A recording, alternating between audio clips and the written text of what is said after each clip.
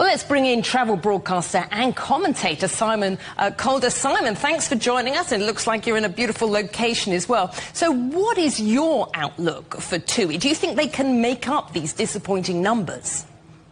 Yes, and talking to Sebastian Abel, the chief executive, earlier today, I got the sense that they believe that they are in a very strong position, not least actually because of cruise. You mentioned the fact that they'd lost quite significantly. That was due to having a couple of ships trapped behind the blockade of the Gulf of Hormuz, the Strait of Hormuz, but since then, he says that it's been extraordinary how much demand there is for cruising. The company is building new ships as fast as the shipyards can get them.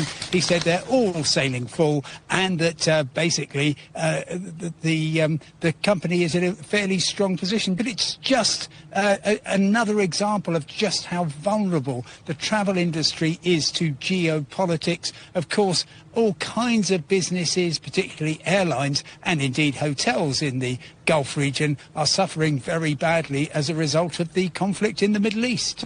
So they're trying to offset these risks, of course, but it's not just the conflict. There's extreme weather, there's wildfires, the jet fuel prices, of course, have rocketed. How do you think these travel giants can navigate, as they look ahead? Are they looking at new destinations? Well, that's a really interesting question, and there isn't actually a huge amount of movement so far towards perhaps cooler destinations, but I think that these things are all cumulative, and if Europe gets used to extremely hot summers just becoming regular events to the point where your Mediterranean beach vacation simply doesn't feel like a proper break, or indeed you're worried about the wildfires that seem to be heading over the hills, then people, I think, will choose perhaps destinations on the Baltic Sea because, of course, that is going to be very significantly cooler with much lower risk of wildfires. And so I think that change will happen in time. But on the other hand, you will still find people who can think of nothing better than in the height of summer being somewhere like Dubai or southern Egypt, where the temperatures are regularly going to be well over 40 Celsius. Well, Simon, you have voted with your feet. I understand you're in Spain, of course, for the solar eclipse. Is that proving to be a boost for local businesses?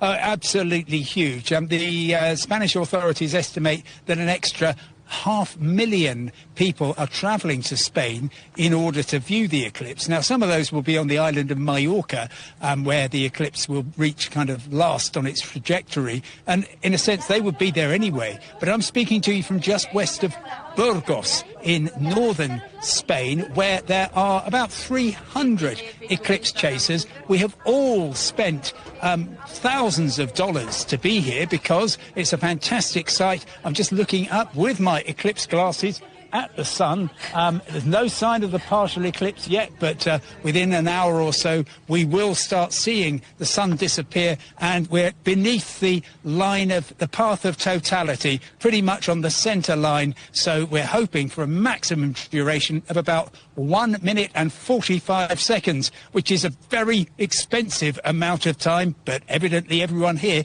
thinks it's a good investment. Well, thank you for that safety demonstration, Simon. I was going to ask you if you had your glasses. What's the atmosphere like where you are?